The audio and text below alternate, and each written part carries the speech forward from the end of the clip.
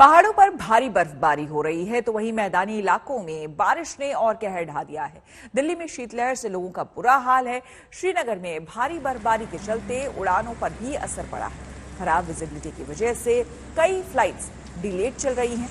जम्मू कश्मीर में मौसम विभाग ने अगले 24 घंटे के लिए रेड अलर्ट जारी कर दिया है। वहीं उत्तराखंड और हिमाचल प्रदेश में बर्फबारी का मजा लेने के लिए पर्यटकों के आने का सिलसिला जारी है। बागेश्वर में पहाड़ बर्फ से ढके हुए हैं, जबकि मैदानी इलाकों में पाला पड़ रहा है।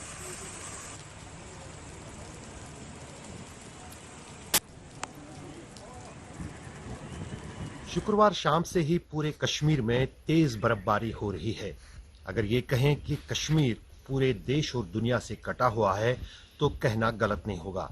दरअसल जम्मू श्रीनगर राष्ट्रीय राजमार्ग के साथ कश्मीर को देश और दुनिया के साथ जोड़ने वाली सभी राजमार्ग जो हैं इस बर्फबारी के चलते यातायात के लिए बंद हैं। फिलहाल श्रीनगर आने वाली दिन की 32 फ्लाइटें सभी डिलेड हैं और यहां तक उम्मीद जताई जा रही है कि शायद आज कोई भी विमान श्रीनगर के एयरपोर्ट पर इस बर्फबारी और लो विजिबिलिटी के चलते नहीं उतर पाएगा। श्रीनगर के रनवे पर भी बर्फ जमा हुई थी रात को, उसको तो हटाया गया है, लेकिन उस बीच लगातार पिछले 12 घंटे से पूरे कश्मीर में बर्फबारी हो रही है। ये श्रीनगर का नज़ारा है। यहाँ पर आप देख सकते हैं करीब 3 इंच बर्फ जो है सड़कों पर जमा है, लेकिन पहाड़ी और दूर दराज इलाकों में इस बर्फ का जो अनुमान है वो 1 से 2 फुट के करीब है। लोगों की दिक्कतें बढ़ने लगी है इस थोड़ी सी बर्फबारी के बाद, क्योंकि कई जगहों पर बिजली गुल है और कई जगहों पर जो टेलीकम्युनिकेशन है वो भी प्रभावित हुआ है। फिलहाल मौसम विभाग का कहना है कि आज शाम तक, शनिवार शाम तक जो है ये बर्फबारी जारी रहेगी और वो इलाके जहां पर बर्फीले तूफानों का खतरा है वहां पर लोगों को घरों के भीतर ही रहने को कहा गया है। प्रशासन की तरफ से कोशिश की जा रही है कि श्रीनगर की जितनी भी सड़कें हैं या फिर जो श्रीनगर को कश्मीर के दूसरे इलाकों के साथ जोड़ती हैं उनसे बर्फ साथ ही साथ उठाया जाए ताकि यातायात में कोई खलल न पड़े। अशरफ वानी, श्रीनगर, आज तक। ओमिक्रॉन के असर से देश के अलग अलग हिस्सों में मिनी लॉकडाउन जैसे हालात बन गए हैं। इससे दुकानदारों के सामने फिर से कारोबार को चलाए रखने का संकट खड़ा हो गया है। पहली दोनों लहरों में बड़ा नुकसान उठाने वाले रिटेल सेक्टर्स के लिए ओमिक्रॉन का अटैक बड़ी मुश्किल की वजह बन सकता है। ऐसे में दुकानदारों के पास इस कहर के बीते जाने का इंतजार करने के अलावा और कोई विकल्प नहीं है।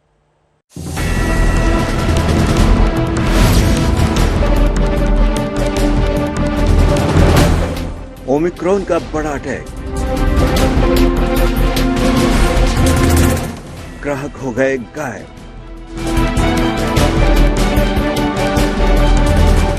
दुकानदार हो गए मायूस।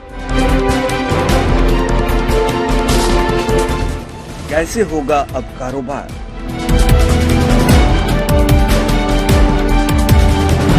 ओमिक्रॉन के अटैक से देश के दुकानदारों का हाल बेहाल हो गया है। पहली और दूसरी लहर में जोर का झटका लगने के बाद ये सेक्टर तेजी से उबर रहा था।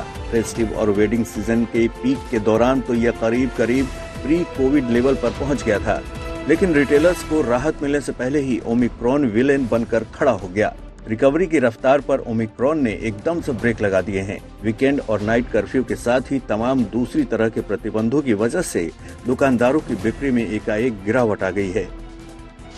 जयपुर पर ओमिक्रॉन का साया।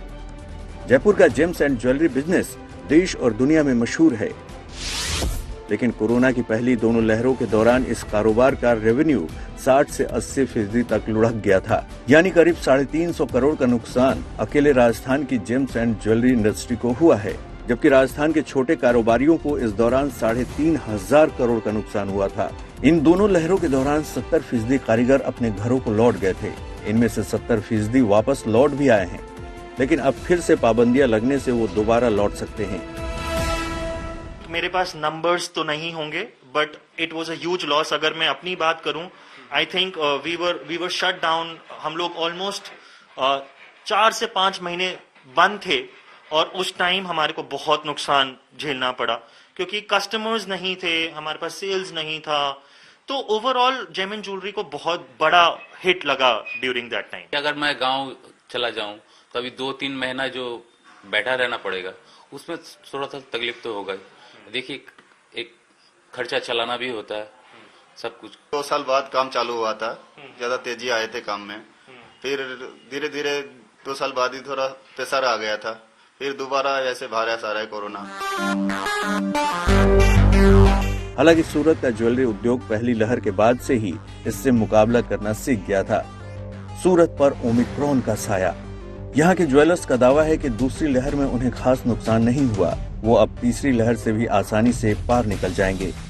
अभी फिलहाल चिंता का कोई कारण नहीं दिख रहा है हमें, बल्कि सेकेंड लॉकडाउन में जैसे लॉकडाउन पूरा नहीं था, आंशिक था और कुछ लिमिटेशंस थे, लेकिन कुछ लिमिटेशंस में भी हमको वर्किंग आवर्स दिए गए थे, तो उसमें वर्क हो पा रहा था। और अभी फिलहाल कोई लॉकडाउन नहीं है और सीजन अच्छा गया है, तो हम आगे को लेके, काम को लेके पॉजिटिव हैं कि अच्छा ही काम होगा। इसमें कोई हमने किसी तरह की खरीद में कमी नहीं की है। सूरत में भले ही शादियों का मौसम ज्वेलरी उद्योग का तारणहार बना हुआ है, लेकिन दूसरे रिटेलर्स के साथ हर जगह ऐसा नहीं है। भोपाल पर ओमिक्रॉन का साया। भोपाल में व्यापारी लॉकडाउन की आशंका से परेशान हैं। उनका कहना है कि अगर सरकार ने प्रतिबंधों का ऐलान किया तो फिर उन्हें कई लोगों को काम से हटाना पड़ सकता है। जब लॉकडाउन लगता है तो हम व्यापारियों की स्थिति इससे ज्यादा बदतर हो जाती है, क्योंकि हम लोग के पास कैपिटल नहीं रहती, उतनी पूंजी नहीं रहती, और जो हम लोग के पास जमा पूंजी रहती है इसी से भी हमें अपना भी परिवार पालना पड़ता है और हमारे जो लड़के काम करते हैं उनका भी परिवार पालना पड़ता है। तो बहुत सारी स्थिति गड़बड़ होती है और इसको देखते हुए शासन प्रशासन से भी अनुरोध है कि आप जो भी लॉकडाउन अगर प्रक्रिया में आता है तो उस पे इतना शिथिलता रखें कि ताकि व्यापार भी चलता रहे, उपभोक्ता को माल भी उपलब्ध होता रहे और एक ऐसी चेन तैयार हो जाए ताकि इसमें किसी को दिक्कत ना आए। यही हाल देश की राजधानी दिल्ली और कारोबारी कैपिटल मुंबई समेत दूसरे शहरों का भी है। जहां जहां कोरोना के चलते कड़े प्रतिबंध लगाए गए हैं, वहां पर रिटेलर्स को तगड़ा नुकसान होना शुरू हो चुका है। जयपुर से देव अंकुर और भोपाल से रवीश कुमार के साथ सूरत से संजय राठौर, आज तक। आपको बता दें कि पंजाब में प्रधानमंत्री की सुरक्षा में सेंध को लेकर अब पीएम खतरे में गिरे। ये गंभीर चूक थी, इसकी जांच हो रही है, लेकिन इस जांच की आंच झेल रहे पंजाब के मुख्यमंत्री पूरी तरह से सियासत करने पर उतर आया है। चरणजीत सिंह चन्नी ने ऐसे लफ्जों में हमला किया है जिससे कतई मर्यादित नहीं कहा जा सकता।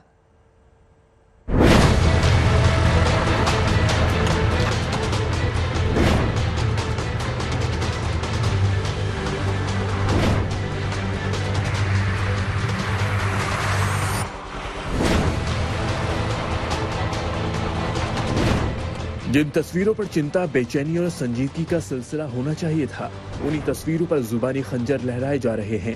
पंजाब के मुख्यमंत्री चरणजीत सिंह चन्नी से उनकी जिम्मेदारी पूछी जा रही है। हिसाब पूछा जा रहा है कि आखिर प्रधानमंत्री नरेंद्र मोदी की सुरक्षा में सेध कैसे लग गई, इतनी बड़ी चूक आखिर कैसे हो गई। तो चन्नी साहब अपने गिरेबान में झांकने की जगह खींच उड़ेलने में लगे हैं। बठिंडे एयरपोर्ट पर साडे वित्त मंत्री नूं कहंदे चन्नी जी को बोल देना कि मैं जान बचाकर आ गया। ओ यार, कोई खतरा तैनूं होया नहीं, तुसीं इन्ने जिम्मेवारी पोस्ट ते बंदे हो, तुहाडे नेड़े बंदा नहीं कोई आया, कोई नारा नहीं बज्जिया, कोई डड़ा नहीं बज रहा, कोई झरीट नहीं आई, कोई गोली नहीं चली, किहड़ी गल दी जान बचा के आ गए तुसीं जी। मैं इस गल ते हैरान है। सारे हिंदुस्तान दे विच बीजेपी वाले ने एक गल बनाती कि प्रधानमंत्री की जान को खतरा हो गया। कोई खतरा नहीं सी, किसी तरह की कोई गल यह जी नहीं हुई। ये चरणजीत सिंह चन्नी की पंजाबियत है, जिसमें शायद सामान्य शिष्टाचार की भी गुंजाइश खत्म हो गई। पंजाबियत में तू तुम के लिए शब्द है तो आपके लिए भी, लेकिन चन्नी की खिसियाहट न्यूनतम मर्यादा को भी निगल गई। चन्नी ने जो कुछ कहा वो क्यों अमर्यादित है, ये हमारे संवाददाता सत्येंद्र चौहान से समझिए। प्रधानमंत्री मोदी का काफिला रोके जाने के बाद से एक तरफ जांच एजेंसियां जांच पड़ताल में जुटी हुई हैं, तो दूसरी तरफ राजनीतिक तौर पर आरोप प्रत्यारोप और वाद विवाद का दौर जारी है। लेकिन चिंताजनक बात यह है कि बड़े बड़े नेता जिस तरीके से आरोप प्रत्यारोप में शब्दों की मर्यादा और पद की गरिमा को भूलते जा रहे हैं, वो कहीं ना कहीं चिंताजनक है। खासकर मुख्यमंत्री चन्नी द्वारा प्रधानमंत्री को लेकर जिस तरीके से भरी जनसभा में अपशब्दों का प्रयोग किया गया है, तू तड़ाक की भाषा का इस्तेमाल किया गया है, वो लोकतांत्रिक व्यवस्था के लिए कहीं ना कहीं सही नहीं है। चन्नी या यूं कहिए कि कांग्रेस की राजनीति बेहद साफ है। वो सुरक्षा पर सवाल को केंद्र की दुर्भावना से जोड़ रहे हैं, बीजेपी के हल्ला बोल को हताशा बता रहे हैं और पीएम मोदी की इमेज पर सीधी चोट कर रहे हैं। वो किस तरह इसे समझने के लिए सीएम चन्नी का एक और ट्वीट देखिए। जिसे कर्तव्य से ज्यादा जान की फिक्र हो, उसे भारत जैसे देश में बड़ी जिम्मेदारी नहीं लेनी चाहिए। तस्वीर और उदाहरण सरदार पटेल का और निशाना पीएम मोदी पर। शायद कांग्रेस ने ये तय कर लिया है कि अब सीधा वार पीएम मोदी पर ही करना है। शायद उसे लग रहा है कि तलवार वापस म्यान में डालने का वक्त निकल गया है। अब असली और कागजी दोनों कप्तान एक साथ हमले पर उतर आए हैं। कि ये बड़ी सफाई से ह्यूमिलिएशन को बचाने का एक प्रयास है, क्योंकि आज तक इतिहास में ऐसा हुआ नहीं होगा कि 70,000 कुर्सियों पे 500 बंदों को हिंदुस्तान का प्रधानमंत्री एड्रेस करे।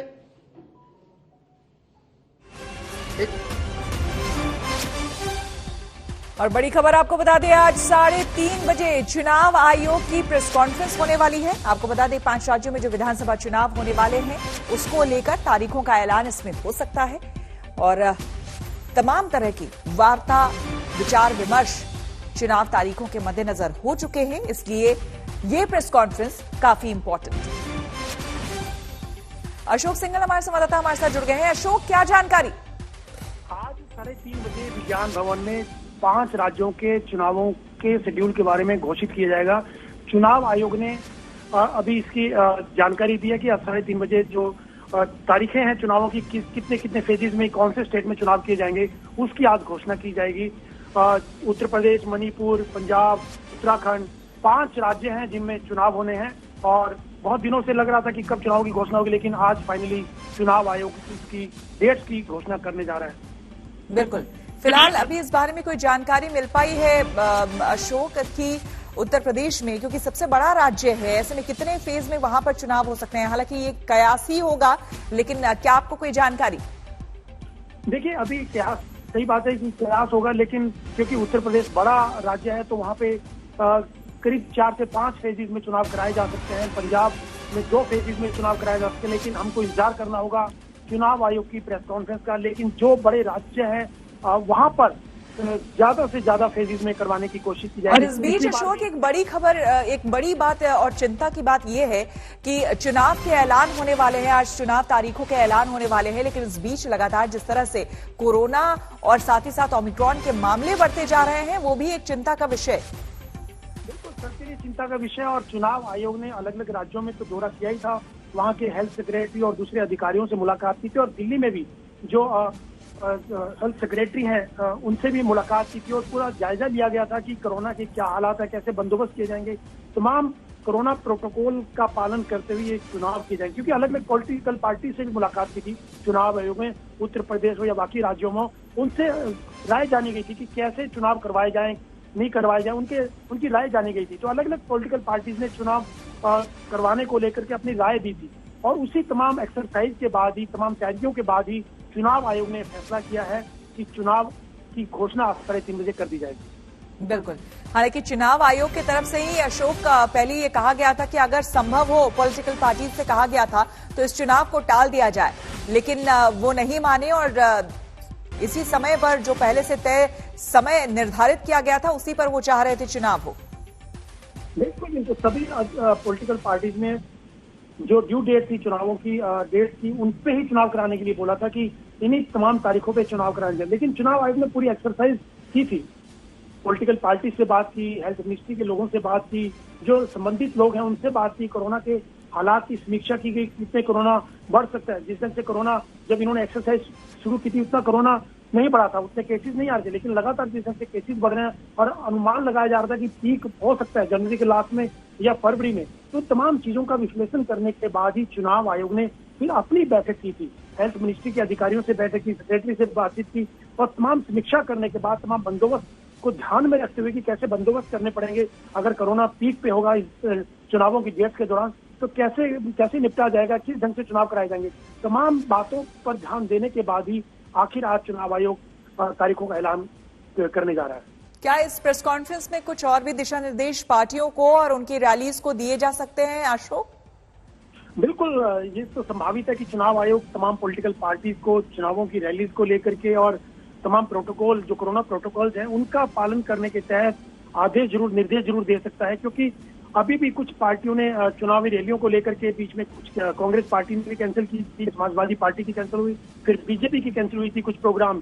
तो खुद पॉलिटिकल पार्टी की बात को लेकर के कंसर्न है कोरोना के हालात को लेकर के, तो कम से कम गैदरिंग हो, बीच में डिजिटल ऑनलाइन रैलीज की भी बात आई थी, लेकिन अभी तक उसका फैसला नहीं हुआ है। तो तमाम कोरोना प्रोटोकॉल को देखते हुए, सोशल डिस्टेंसिंग की बात है या दूसरे जो प्रोटोकॉल्स हैं कोरोना के, उनको देखते हुए चुनाव आयोग उस पर जोर देगा कि तमाम पॉलिटिकल पार्टी को, चाहे वो रैलीज हो या दूसरे प्रोग्राम्स हो, उनको ध्यान में रखते हुए ही आपको चुनाव करवाने चाहिए, रैली एड्रेस करनी चाहिए, तो गैदरिंग को किस ढंग से गैदरिंग की जाए, उनको कैसे एड्रेस किया जाए और कैसे चुनाव होंगे, कैसे पोलिंग होगी, इन तमाम चीजों को देखते हुए ही गाइडलाइंस जारी की जाएंगे, निर्देश जारी किए जाएंगे। बिल्कुल अशोक, क्या जिस तरह से कोरोना की रफ्तार बढ़ती जा रही है और लगातार एक खतरा, एक चिंता की बात लगातार जो है वो अपने जगह पर बना हुआ है कोरोना और ओमिक्रॉन, ऐसे में जो फेजेस एक यूजुअल अगर डे में अगर ये चुनाव होते तो उसमें जिन फेजेस में होते तो क्या वो फेजेस भी बढ़ाए जा सकते हैं, जहां पर मान लीजिए कि 5 फेज में या 4 फेज में इलेक्शन होना है, चुनाव होने हैं, वहां पर उसे बढ़ाया भी जा सकता है? देखिए, मुझको नहीं लगता कि ज्यादा बढ़ाया जाएगा। जैसे बड़े स्टेट्स हैं जो हमेशा से प्रैक्टिस रही है कि बड़े स्टेट में 4 से 5 या ज्यादा भी हो सकते हैं, उसी पैटर्न पे, जैसे पिछली बार भी उत्तर प्रदेश में हुआ था, उसी पैटर्न पे चुनाव होगा। लेकिन क्योंकि कोरोना प्रोटोकॉल को देखते, 5 साल पहले कोरोना नहीं था, कोई महामारी नहीं थी जब चुनाव हुए थे 2017 में, लेकिन अभी हालात दूसरे हैं, 2022 के हालात अलग है और इस वक्त कोरोना केसेस लगातार बढ़ रहे हैं और पीक अनुमानित की जा रही है जनवरी के लास्ट या फरवरी में। तो उसको देखते हुए तमाम दिशा निर्देश और तमाम कोरोना प्रोटोकॉल का पालन किए जाएंगे, क्योंकि ये महामारी उस वक्त नहीं थी। तो हालात बदले हुए हैं, इन बदले हुए हालात में इन 5 राज्यों में चुनाव हो रहे हैं, पिछली बार के अपेक्षा बिल्कुल अलग हालात है। तो उनको देखते हुए चुनाव आयोग ने पूरी तैयारी की है, पूरी एक्सरसाइज की है और उसी के तहत ही चुनाव करवाए जाएंगे। क्योंकि जब पोलिंग भी होगी तो बहुत सोशल डिस्टेंसिंग के साथ पोलिंग की जाती है, मास्क मैंडेटरी किया जाता है, तमाम चीजों को जो पोलिंग बूथ पे एजेंट्स होते हैं या वहाँ पे ऑफिसर जो होते हैं उनका RT-PCR टेस्ट करवाया जाता है। तमाम चीजें जो प्रोटोकॉल्स हैं उनके पालन के तहत ही ये चुनाव संपन्न करवाए जाएंगे। बिल्कुल, बहुत बहुत शुक्रिया आपका अशोक तमाम जानकारी के लिए। तो आपको बता दें कि आज चुनाव आयोग 3:30 बजे प्रेस कॉन्फ्रेंस करने जा रहा है और 5 राज्यों, पंजाब, गोवा, उत्तराखंड, मणिपुर, उत्तर प्रदेश, इन 5 राज्यों में जो विधानसभा चुनाव होने वाले हैं उनकी तारीखों का ऐलान होगा और साथ ही साथ ये भी बताया जाएगा कि कितने फेजेस में कहां पर चुनाव होंगे। आपको बता दें कि पहले चुनाव आयोग की तरफ से ही ये सिफारिश की गई थी, पॉलिटिकल पार्टीज के सामने ये बात रखी गई थी राय मशवरे के लिए कि अगर संभव हो, क्योंकि जिस तरह से पहले ही 3rd वेव की आशंका जताई जा रही थी, तो इसे डिले या पोस्टपोन किया जाए। लेकिन पॉलिटिकल पार्टीज ने कहा कि नहीं, जो निर्धारित समय है उसी समय पर चुनाव होने चाहिए। अब ऐसे में 3:30 बजे आज प्रेस कॉन्फ्रेंस करने जा रहा है इलेक्शन कमीशन, इंतजार रहेगा। सत्येंद्र चौहान हमारे संवाददाता हमारे साथ फिरोजपुर से जुड़ रहे हैं। सत्येंद्र, जो जानकारी मिल रही है, क्योंकि जाहिर सी बात है पंजाब में भी चुनाव होने वाले हैं, कई मुद्दे वहां पर हैं। आज हमने खबर ये भी सुनी कि वहां पर ऑटो यूनियन जो है वो भी सरकार के अगेंस्ट वहां पर मन बना रहा है चुनाव के मद्देनजर। ऐसे में आज ही ऐलान होने वाला है, कितने फेजेस में होगा इसको लेकर भी घोषणा हो जाएगी 3:30 बजे। जी देखिए, बिल्कुल सभी राजनीतिक दलों ने चुनावों की तैयारियां मुकम्मल करके रखी हुई हैं और आप देख रहे हैं फिरोजपुर में हम किस वजह से मौजूद हैं। यहां पर प्रधानमंत्री मोदी की रैली होनी थी और रैली के बाद एक विवाद बन गया। तो कुल मिलाकर चाहे आम आदमी पार्टी हो, अकाली दल हो, कांग्रेस हो, भाजपा हो, सभी राजनीतिक दलों ने चुनावों को देखते हुए पूरी तैयारी कर ली है और सरकार में जो है मुख्यमंत्री चरणजीत सिंह चन्नी ने अभी हाल ही में अपने 100 दिन पूरे किए हैं। इससे पहले कैप्टन अमरिंदर सिंह मुख्यमंत्री थे और अब की बार पंजाब की अगर बात करें तो श्वेता, ये चुनाव कहीं ना कहीं पहली बार ऐसा हो रहा है जिसमें बहुत ही दिलचस्प मुकाबला होने वाला है। क्योंकि देखिए, वर्षों से कांग्रेस में रहे कैप्टन अमरिंदर सिंह अब की बार कांग्रेस के खिलाफ चुनाव लड़ रहे हैं। हमेशा से सहयोगी रहे भाजपा और अकाली दल गठबंधन अब की बार एक दूसरे के खिलाफ चुनाव लड़ रहे हैं।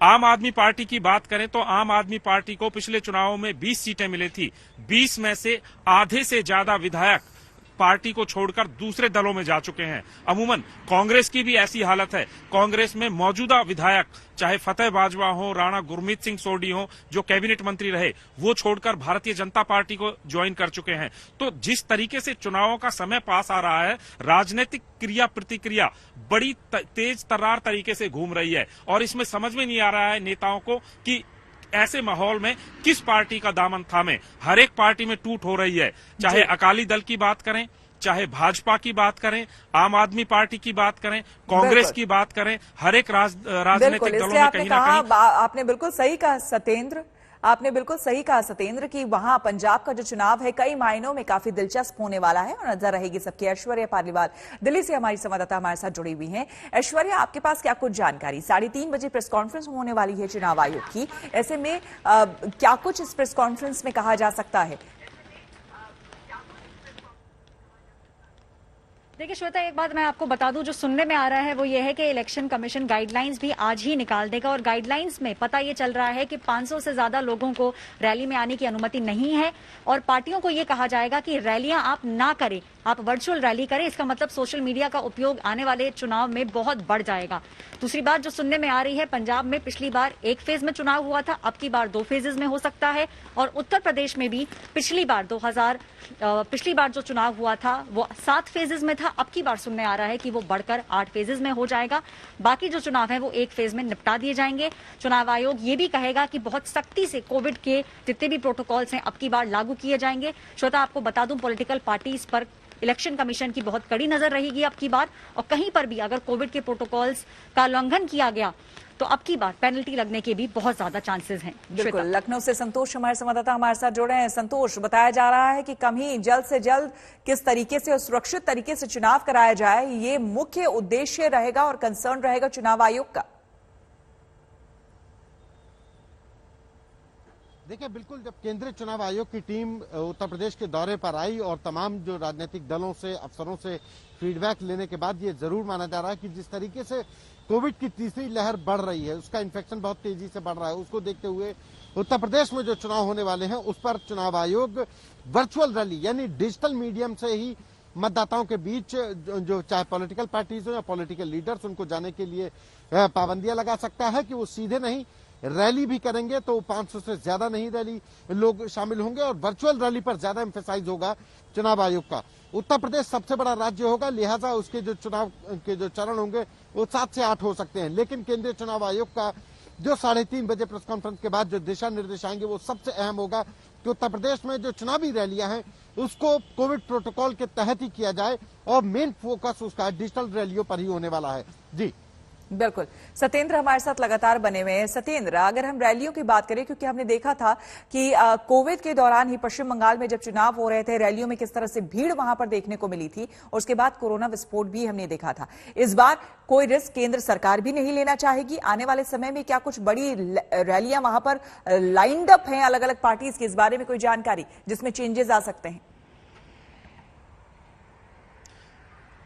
देखिए श्वेता, वैसे तो अगर आप कांग्रेस की बात करें तो कांग्रेस पार्टी ने ऐलान कर दिया था कि वो कोविड को देखते हुए बड़ी रैलियां नहीं करेंगे, लेकिन पंजाब की अगर बात करें तो पंजाब में लगातार रैलियों का दौर जारी है और खासकर कांग्रेस पार्टी लगातार रैली कर रही है। एक तरफ चरणजीत सिंह चन्नी है तो दूसरी तरफ कांग्रेस के अध्यक्ष नवजोत सिंह सिद्धू हैं जो लगातार पंजाब भर में रैलियां कर रहे हैं। लेकिन यहां पर थोड़ा सा ये हुआ है कि मुख्यमंत्री चरणजीत सिंह चन्नी के बेटे, बहू और उनके परिवार में कई लोग कोरोना पॉजिटिव है, तो लिहाजा अब चरणजीत सिंह चन्नी को भी आइसोलेशन में जाना पड़ेगा, क्योंकि अभी कल की जो रैली थी उसमें उनके बेटे उनके साथ खड़े थे, बहुत सारे लोग थे। तो कोरोना की महामारी की अगर बात करें तो ये जो है पंजाब भी इससे अछूता नहीं है और पंजाब में भी आप देखिए कि पिछले 2 दिनों से लगातार इटली से फ्लाइट आ रही हैं। कल जो रोम से फ्लाइट आई थी उसमें 150 व्यक्ति कोरोना पॉजिटिव मिले थे। अमृतसर में फ्लाइट आई थी, परसों फ्लाइट आई थी, उसमें 125 लोग कोरोना पॉजिटिव मिले थे। तो यहां पर एक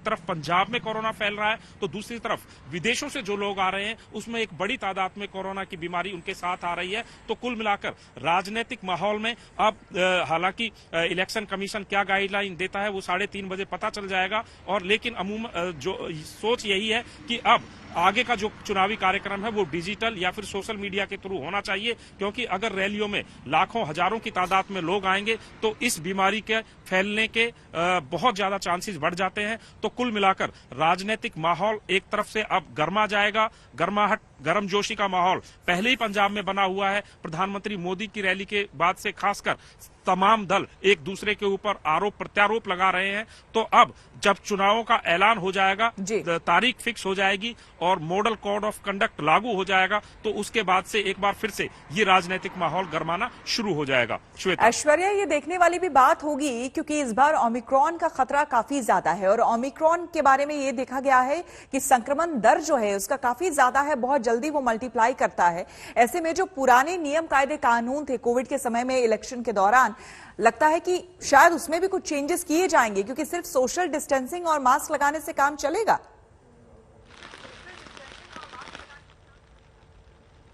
देखिए, एक चीज जो सुनने में और आ रही है श्वेता, इलेक्शन कमीशन जो करेगा वो ये है कि पहले की बात करें तो चुनाव में हर पोलिंग बूथ पे 1500 लोग होते थे।